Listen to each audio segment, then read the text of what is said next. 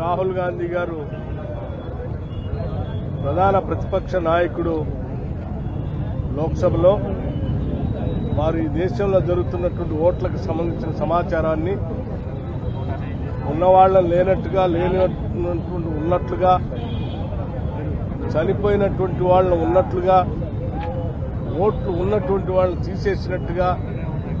అన్ని రకరకాల కార్యకలాపాలని ఎన్నికలు జరుగుతున్నటువంటి రాష్ట్రాల్లో ఎన్నికల కమిషన్ ద్వారా జరుగుతున్న ప్రక్రియని ఆధారాలతో సహా చాలా స్పష్టంగా భారతదేశానికి ఈరోజు వివరించారు.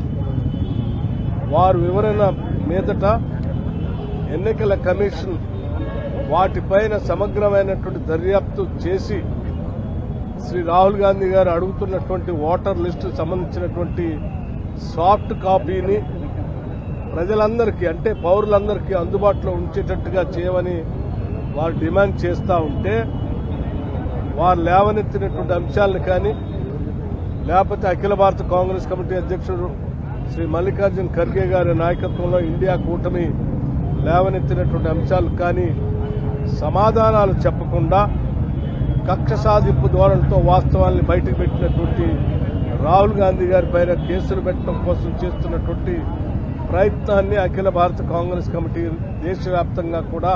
ఈరోజు ఖండిస్తూ ఉంది. దాంట్లో భాగంగానే అన్ని జిల్లా కేంద్రాల్లో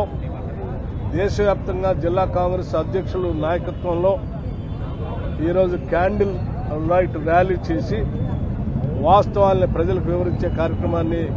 కాంగ్రెస్ పార్టీ చేపట్టింది. అందులో భాగంగా